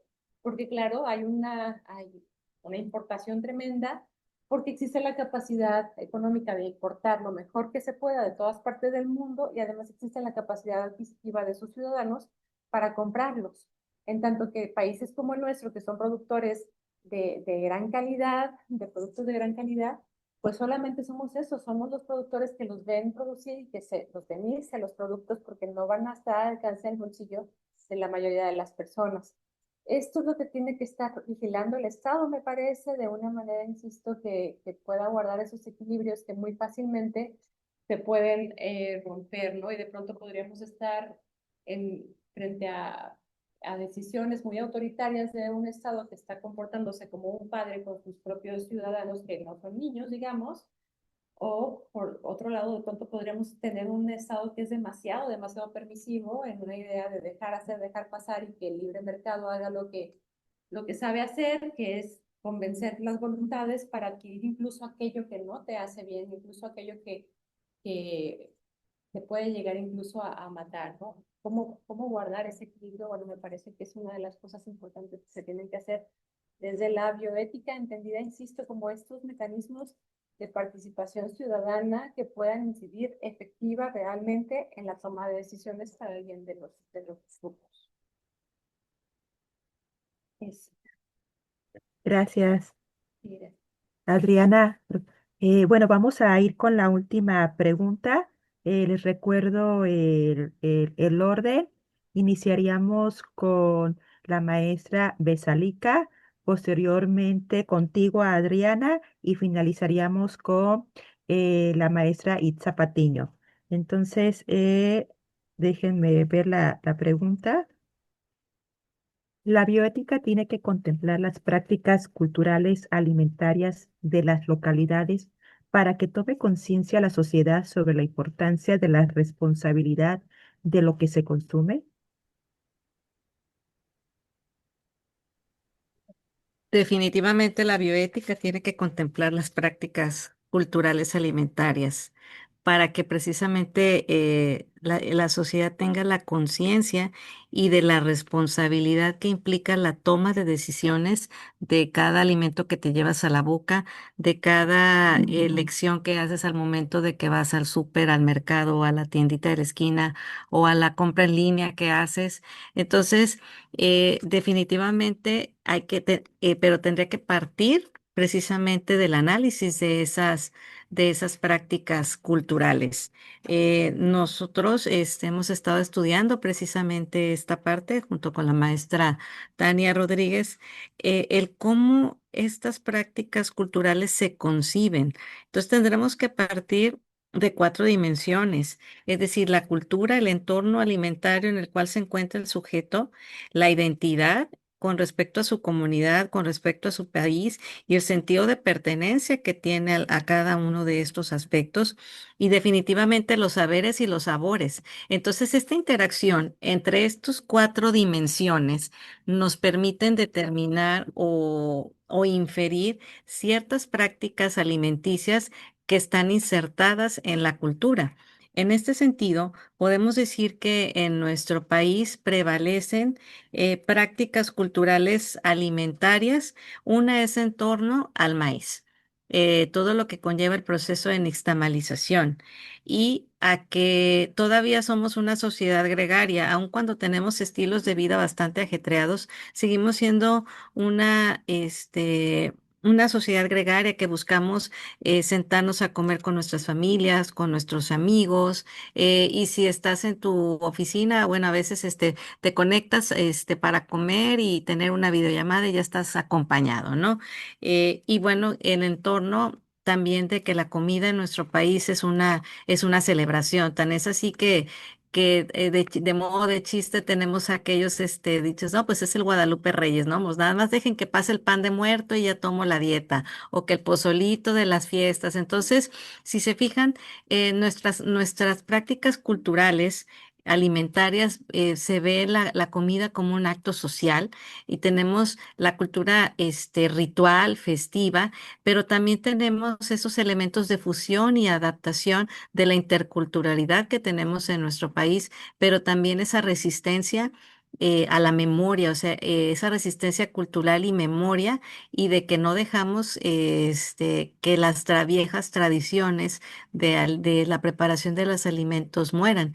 Y pues no podemos dejar de lado estas nuevas prácticas contemporáneas y no podemos dejar de lado cómo accedemos a esos ingredientes para poderse continuar con esta tradición alimentaria. Y por supuesto que lo que se debería de tomar en cuenta es en el rescate de alimentario de nuestro país. La dieta de la milpa debería de ser el pilar de la nutrición en nuestro país, porque a veces que conseguimos que la dieta mediterránea, que como se mencionaba al principio, estilos de vida que buscan ya no alimentos de origen animal, las dietas veganas, las dietas vegetarianas y un largo etcétera que podemos concebir ahí. Pero si vamos desde el punto de vista de accesibilidad, calidad nutrimental, disponibilidad de ingredientes y también la cuestión económica y de preparación, creo yo que la dieta de la milpa debe de ser una de las prácticas culturales alimentarias que se deberían de contemplar desde la bioética, pero también desde las políticas públicas que se establezcan de modo tal de poder incentivar o reafirmar el sentido de identidad a nuestro país, que creo que ahorita está como muy retorcido el tema en ese sentido de identidad, porque ¿qué es lo que nos hace, qué es lo que nos da identidad como mexicanos? Decimos, la comida, pero sí, pero esa alimentación que actualmente cumple esos requisitos, si podríamos decirlo así, o realmente lo que en este momento consumimos nos da identidad y es y no y sobre todo se apega a las prácticas culturales o es que estamos ante una nueva práctica cultural y no nos hemos querido percatar de ello.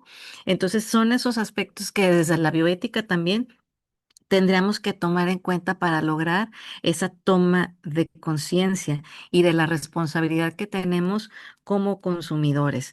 Y también lograr esos aspectos en el respeto a la interculturalidad que se ha venido dando. Tenemos fenómenos migratorios en nuestro país, principalmente somos más migrantes o sea, que salimos de nuestro país más que los que entran, pero también tenemos un fenómeno migratorio bastante importante que debemos de tomar en estos sincretismos para establecer o lograr concebir estas prácticas alimentarias y sobre todo algo que también resulta muy preocupante en estas prácticas alimentarias es y que la bioética en la alimentación tendría que estar trabajando y reflexionando en ello. ¿En qué sentido?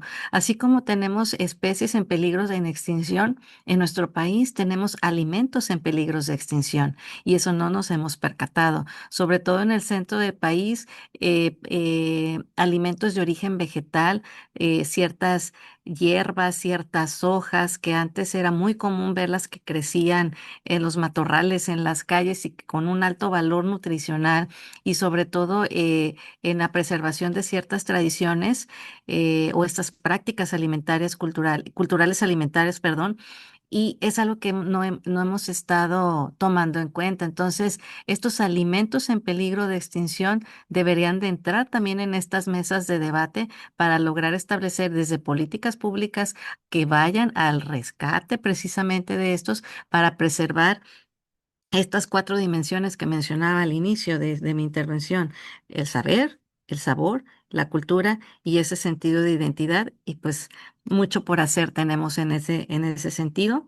Y sobre todo, pues también visibilizar esas prácticas culturales, las buenas y las no tan buenas, para darle un sentido de educación y de responsabilidad a quienes somos consumidores de alimentos. Y productores también. También ahí tendrían que entrar los productores de alimentos procesados, ultraprocesados, tradicionales, no tradicionales, orgánicos, etcétera. Es decir, es volver al origen, voltear a casa para poder generar ese sentido de responsabilidad como consumidores. Sería por lo pronto mi intervención. Gracias, maestra. Continuamos con Adriana. Gracias. Bueno, antes de emitir mi opinión, mi respuesta sobre esta pregunta, me quiero disculpar porque después de contestar esta pregunta debo retirarme, puesto que participo en un programa de radio en un ratito más a las 7 y tengo que desplazarme. Entonces, lamentablemente no me voy a poder quedar hasta el final, pero ha sido un gusto compartir con el conversatorio con personas tan preparadas, tan reflexivas como las doctoras Itza y Besalita. Y bueno, contestando la pregunta, a mí me parece que sí, justamente es muy importante y creo que el sentido de lo que aquí se ha dicho por todas nosotras va hacia allá.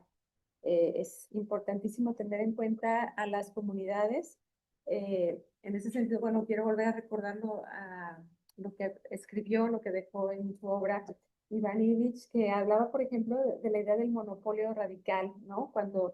¿Qué es el monopolio radical? Bueno, cuando una necesidad del ser humano para ser satisfecha solamente podemos de que sea satisfecha. Pensemos en la salud, si tenemos un problema de salud y la única manera que vemos para resolver ese problema de salud es la asistencia a un hospital y acceder, digamos, a la medicina científica, por decirlo así, entonces hay un monopolio radical porque no hay otra manera de concebir la forma de acceder a la salud, ¿no? Bueno, justamente creo que puede llegar a pasar esto del monopolio radical en el tema de los alimentos. Si nosotros nada más al momento de tener la necesidad de alimentarnos, solamente podemos pensar en estos productos industriales que podemos llegar a comprar en el supermercado, ¿no?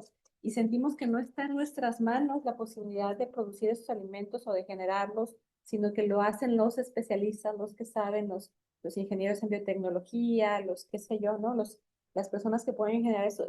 Y yo quedo al margen de todo eso. Bueno, ahí estamos siendo víctimas, diría Iván Illich, de un monopolio radical que nos quita agencia, que nos quita libertad. Y como decía hace un momento, pues marca las brechas entre las personas que pueden acceder a los mejores o a los más sanos o a los más ricos o a los más o de mejor calidad alimentos y los demás.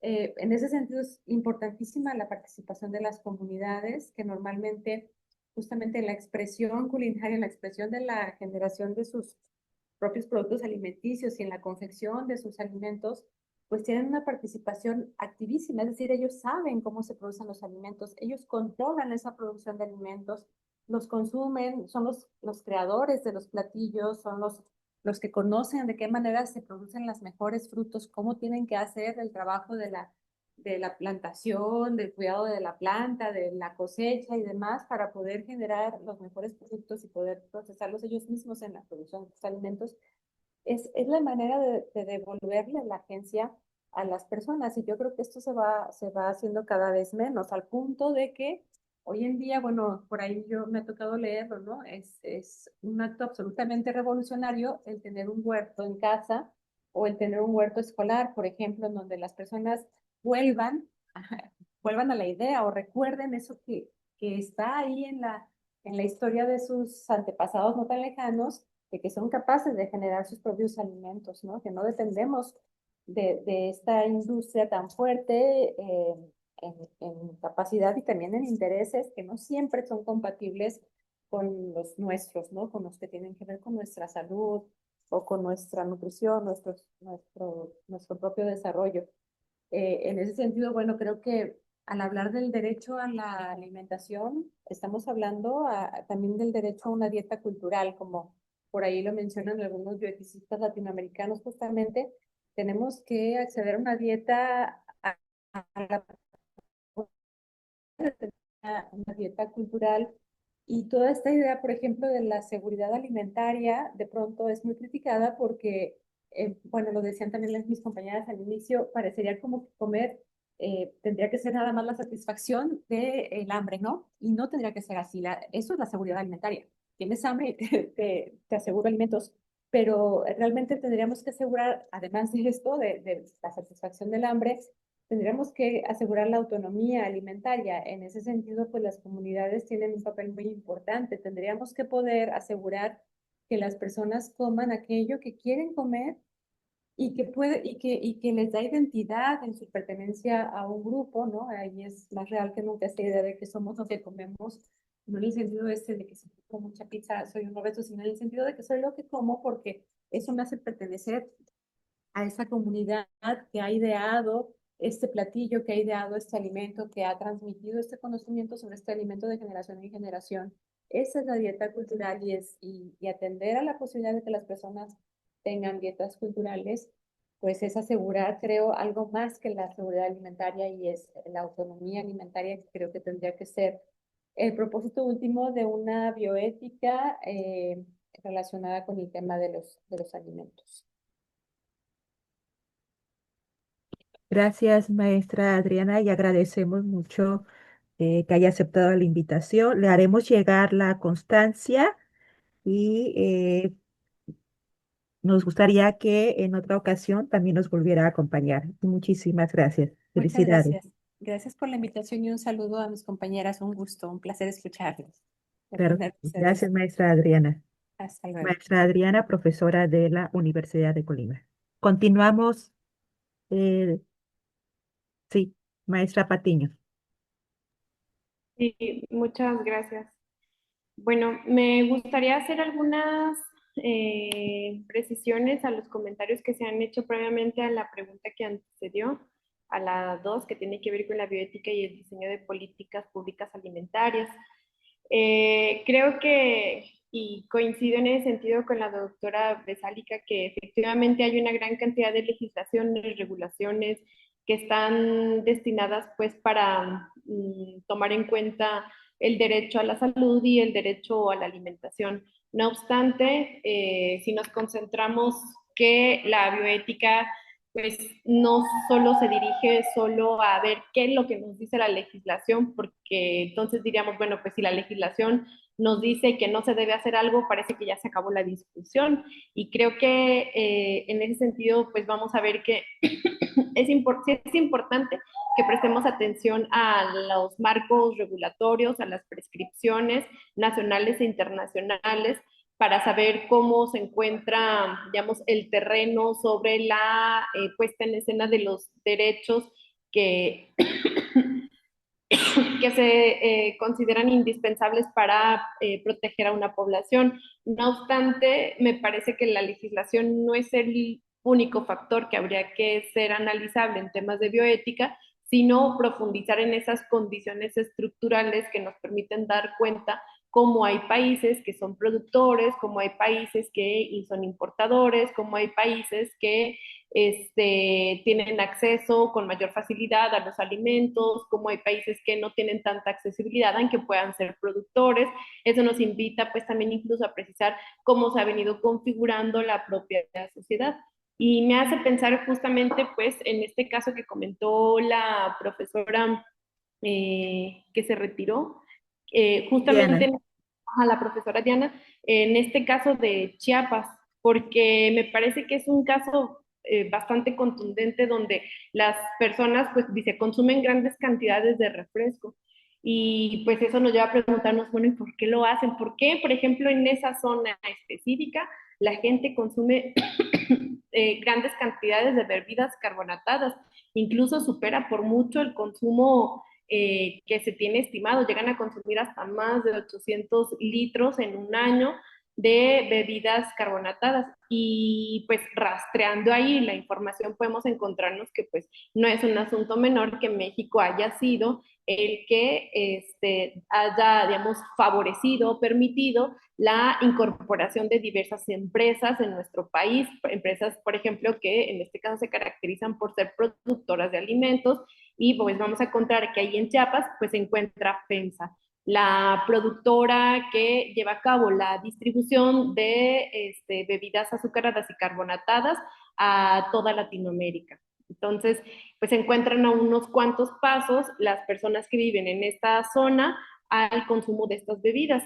Y pues vamos a encontrar que en esta localidad las personas pues tienen altos índices de obesidad y de diabetes, que esto ha venido a transformar justamente la, pues el modo en cómo llevaban a cabo el consumo de ciertos alimentos. ¿Por qué? Bueno, pues porque si por parte, por ejemplo, de estas empresas llevan a cabo la producción de sus bebidas, lo que implica pues el tener que recurrir a más de 30 litros de agua, esto pues ha llevado a que FEMSA pues haya hecho un acaparamiento de los recursos hídricos. Esto pues por supuesto deja a la población en una situación donde pues se ve limitada y desfavorecida para poder optar por el consumo de agua potable, que esto forma parte también incluso de después de una dieta balanceada y que pues cada vez hay más una especie de mayor abandono de estas localidades por parte de las instancias gubernamentales. En ese sentido, me hace pensar que sí, ciertamente podemos encontrar aquí esta labor que puede asumir el Estado, si es un Estado estrictamente restrictivo o un Estado permisivo. ¿Restrictivo con quién? ¿Con la sociedad o con la industria farmacéutica? ¿Sí? Es ahí donde tendríamos, por ejemplo, también que considerar si es restrictivo con la sociedad, pues vamos a ver aquí prácticas que se caracterizan por ser eminentemente paternalistas, donde no hay oportunidad que las personas puedan asumir y gestionar sus propias tomas de decisiones, digamos, asumiendo pues, los diversos proyectos de vida. Si es a las instancias privadas, pues podríamos pensar que tendrían que desentenderse de todos estos acuerdos políticos, económicos y pues llevar a cabo, o no desentenderse, pero sí llevar a cabo ciertas medidas pues más cuidadosas con la industria alimenticia para que digamos, se cuiden digamos, los recursos hídricos y como también comentaba ahí la doctora Besalí, que no haya un agotamiento cada vez más desfavorable de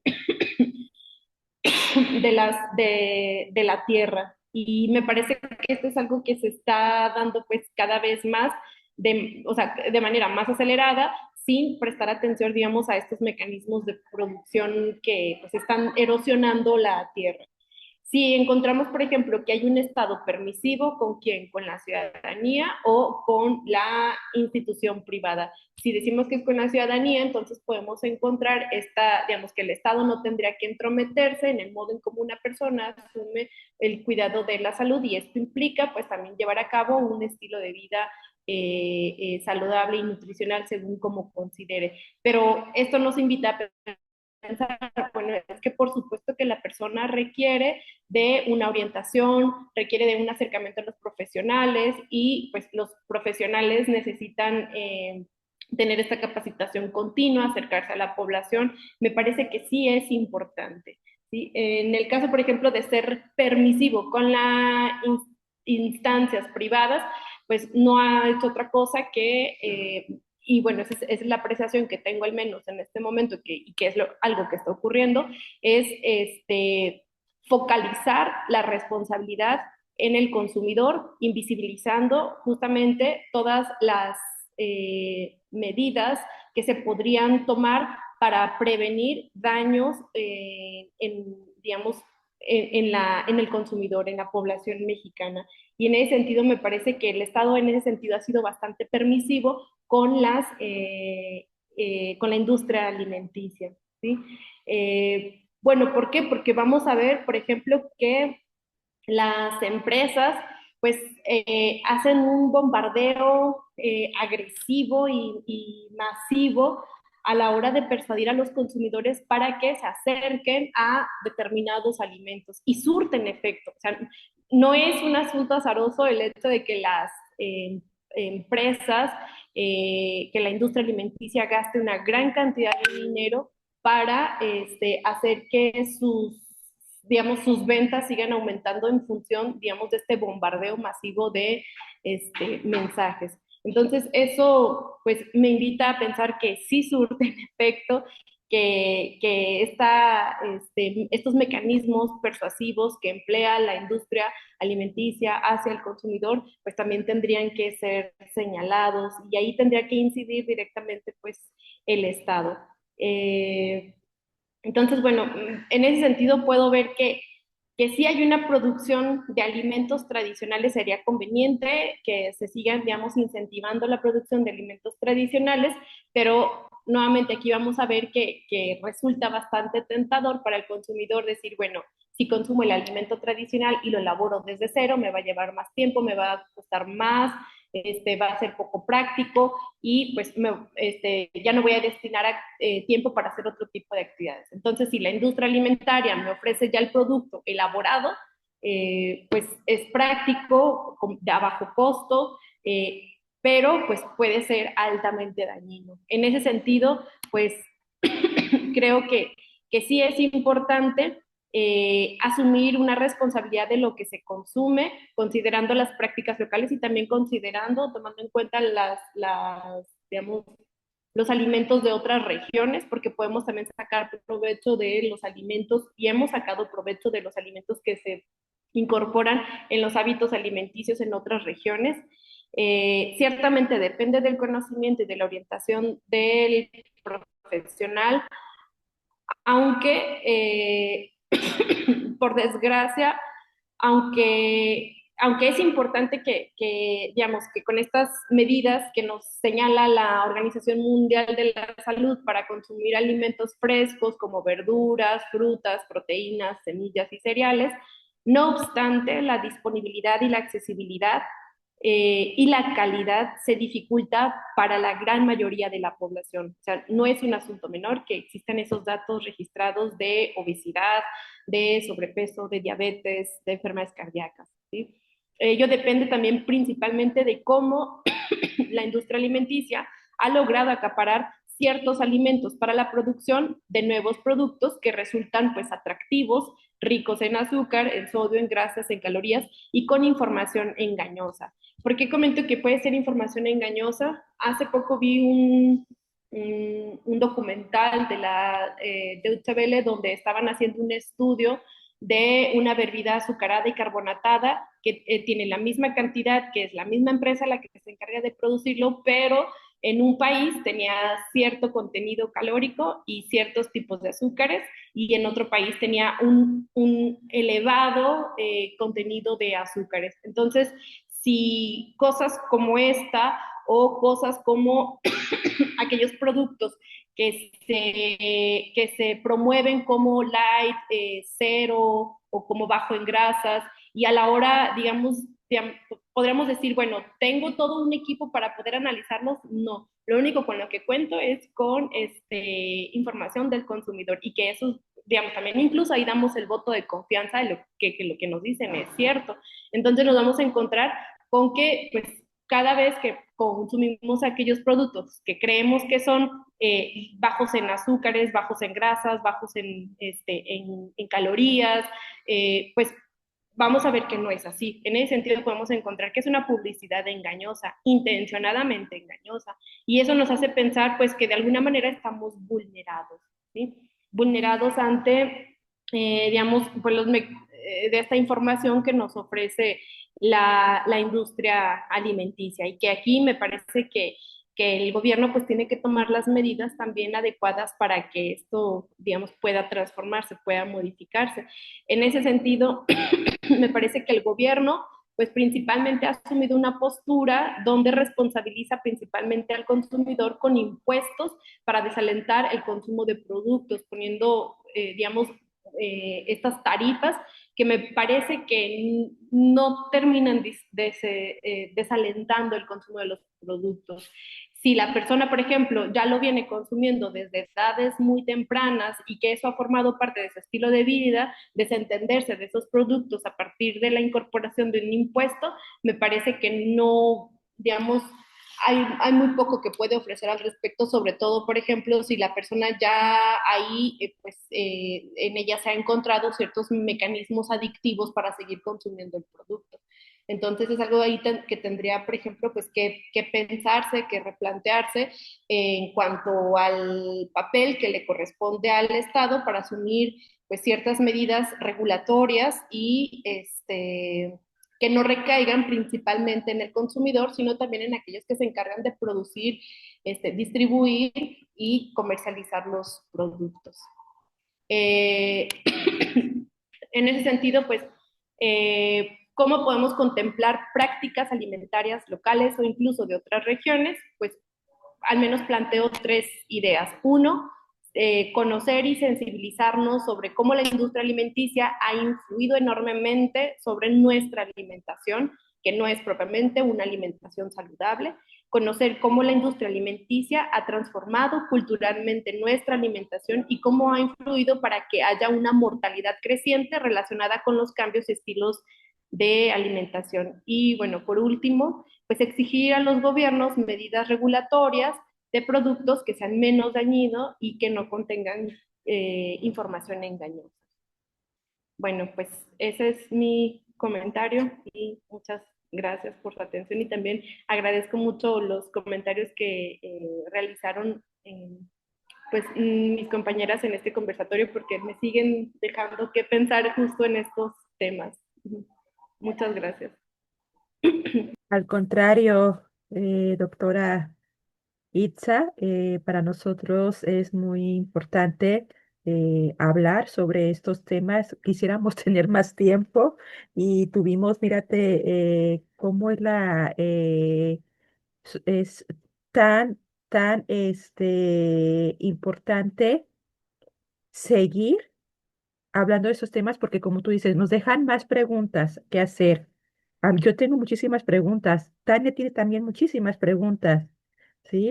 Que quisiéramos plantearles. Muchas de las preguntas a mí también y que se ha hablado mucho de aquí en el conversatorio que tiene que ver con el etiquetado, que sigue siendo una problemática porque ya hubo un cambio, ¿sí? Antes el etiquetado, o sea, te ponían una información que no entendías, ¿what? Sobre todo si no somos especialistas, no. Y ahora te dicen, bueno, más accesible para que la gente está saturado de grasa, etcétera, etcétera. Pero igual, ¿sí? O sea, no te dice, eh, pues prácticamente, pues realmente está funcionando, ¿por qué sigue habiendo estos problemas de salud? ¿Sí? O qué es lo que está pasando. Entonces, realmente quisiéramos seguir conversando con ustedes, ampliar el diálogo, pero justamente tenemos que retirarnos. Tania estuvo ahora sí que en los controles, como se dice, compañera también de la REMUF, ¿sí? De la Red Mexicana de Mujeres Filósofas y quien les agradece. Tenemos aquí su constancia. Tania, me gustaría que me quisieras participar en la entrega de la constancia. Hola, ¿qué tal, chicas? Pues un gusto que hayan aceptado primero que nada conversar. Al igual que ustedes, me he quedado muy estimulada con sus participaciones y con las de la doctora Adriana. Ya tienen sus constancias en sus respectivas bandejas. Bravo. Y agradecemos a cada uno de ustedes, a la doctora Itza de la Universidad de Guadalajara, a la maestra Besalica de la Universidad Autónoma de Nayarit y a la maestra Adriana de la Universidad de Colima. Yo soy Minerva Maciel y mi compañera Tania Rodríguez de la Red Mexicana de Mujeres Filósofas. Muchísimas gracias y buenas noches. Buenas noches, qué gusto.